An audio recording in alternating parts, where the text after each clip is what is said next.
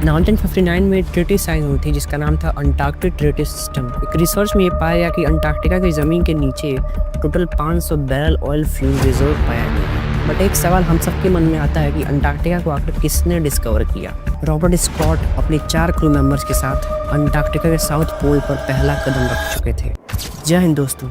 Antarctica अर्थ के south में बसा ये कॉन्टिनेंट जहाँ दूर दूर तक इंसानों का कोई नामो निशान तक नहीं है। क्या आपको पता है कि वो साइज में अमेरिका जैसे बड़े देश से भी काफी ज्यादा बड़ा है, जो कि 1.42 करोड़ किलोमीटर पर स्क्वायर में फैला हुआ है। इतना ज्यादा बड़ा होने के बावजूद यहाँ पर किसी भी इंसान का विदाउट इक्विपमेंट्स रह पाना नेक्स्ट टू इम्पॉसिबल है, क्योंकि विंटर्स हो या समर किसी भी सीजन में यहाँ का एवरेज टेम्परेचर -50 डिग्री सेल्सियस से लेकर -90 डिग्री सेल्सियस तक रहता है। और इतनी ठंड में किसी भी इंसान का रह पाना नेक्स्ट टू इम्पॉसिबल है विदाउट इक्विपमेंट्स।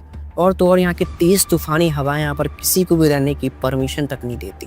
यहाँ तक कि अंटार्कटिका को वर्ल्ड का सबसे ज़्यादा कोल्डेस्ट, ड्राइएस्ट और विंडिएस्ट जगह माना जाता है। और तो और आपको ये जान के शौक लगेगा कि वर्ल्ड का 70% फ्रेश वाटर अंटार्कटिका की इन बड़ी बड़ी पहाड़ियों में मौजूद है, जिसके मेल्ट होने से सी लेवल 60 मीटर तक ऊपर जा सकता है। और इससे दुनिया के कई शहर जो कि समुद्र के पास मौजूद हैं वो बहुत ही आसानी से डूब सकते हैं। इतना ज़्यादा ठंडा होने के बावजूद यहाँ पर कई जानवर रहते हैं, जैसा कि माइट्स, पेंगुइन्स, सील्स और नेमाटोड्स। 1959 में ट्रीटी साइन हुई थी जिसका नाम था अंटार्कटिक ट्रीटी सिस्टम। और इसके मुताबिक अंटार्कटिका को कोई एक देश ओन नहीं करता, बल्कि कंट्रीज इसको मिलकर चलाती हैं और ऑपरेट करती हैं। अकॉर्डिंग टू ट्रीटी दुनिया के किसी भी देश को यहाँ पर माइनिंग एक्टिविटीज़, मिलिट्री एक्टिविटीज़ या फिर न्यूक्लियर एक्सप्लोजन करने की कोई परमिशन नहीं है।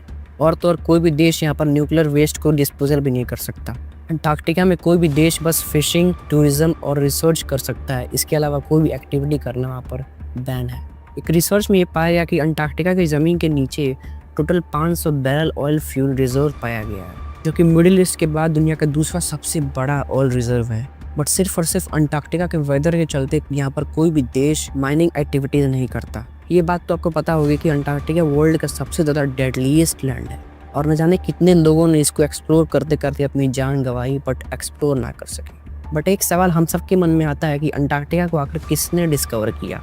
Coldest place on Earth, Antarctica. World का 70% फ्रेश वाटर अंटार्कटिका की बड़ी बड़ी पहाड़ियों में मौजूद है। तो आज से 2000 साल पहले एरिस्टोटल ने और के साउथ में एक बड़ी ज़मीन के होने का दावा किया। और आज जिस कॉन्टिनेंट को हम अंटार्कटिका के नाम से जानते हैं, एक टाइम पे उसका नाम लैटिन वर्ड में टेरा ऑस्ट्रिया इनकॉग्निटा था, जिसका मतलब द अननोन साउदर्न लैंड था। 1774 में कैप्टन जेम्स कुक की एक शिप अंटार्कटिक सर्कल को क्रॉस कर देती है। बट अंटार्कटिका से सिर्फ 120 किलोमीटर पहले उन्हें बड़े बड़े आइसबर्ग्स के पहाड़ दिखते हैं और काफ़ी ख़राब मौसम दिखता है, जिसकी वजह से उनको अपना शिप रिटर्न करना पड़ता है और उनकी ये जर्नी अधूरी रह जाती है। बट इसके बाद भी कई लोग ट्राई करते हैं अंटार्कटिका के साउथ पोल पे पहली बार पहुँचने का, बट कोई भी सक्सीड नहीं होता है।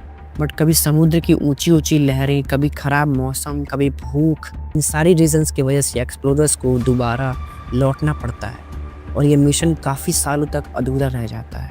बट फाइनली 1911 में 1 साल की लंबी यात्रा के बाद रॉबर्ट स्कॉट अपने 4 क्रू मेंबर्स के साथ अंटार्कटिका के साउथ पोल पर पहला कदम रख चुके थे। बट वहाँ पहुँचकर उन्होंने जो देखा वो सुनकर आपके होश उड़ जाएंगे। 1911 में ही ऑलरेडी एक नॉर्वेगियन फ्लैग वहाँ पर लहरा रहा था। दरअसल रॉबर्ट स्कॉट से भी 1 महीने पहले एक नॉर्वे के एक्सप्लोरर रोनाल्ड एमंडसन और इनकी टीम इस इम्पॉसिबल से टास्क को पूरा कर चुके थे। और ये सब करके रॉबर्ट स्कॉट दुनिया के पहले शख्स बने जिन्होंने साउथ पोल पर कदम रखा था। अंटार्कटिका में छिपे ऐसे कई राज हैं जिसके बारे में बहुत ही कम लोगों को पता है। उनमें से एक राज है ब्लड रिवर का।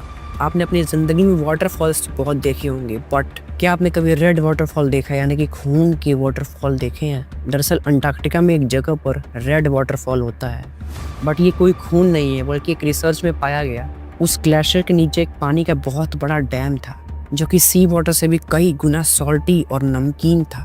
और तो और जिस पहाड़ से वो वाटरफॉल होता है, उस पहाड़ में एक आयरन की मात्रा बहुत ही ज़्यादा थी। इसकी वजह से जब वो वाटर बाहर आता था तो हवा में मौजूद ऑक्सीजन और पानी का आयरन मिक्स होके आयरन ऑक्साइड बनता था, जिसकी वजह से इस खारे पानी का रंग लाल हो जाता था। दोस्तों वैसे तो आप जानते हैं कि अंटार्कटिका में बर्फ़ के पहाड़ बहुत ज़्यादा हैं, आइसबर्ग्स बहुत ज़्यादा हैं, बट क्या आपको पता है कि अंटार्कटिका में टोटल 400 लेक्स हैं, यानी कि 400 झीलें अंटार्कटिका में मौजूद हैं। बट ये आपको दिखाई नहीं देंगी बिकॉज अंटार्कटिका वर्ल्ड का सबसे ज़्यादा ड्राइएस्ट जगह है।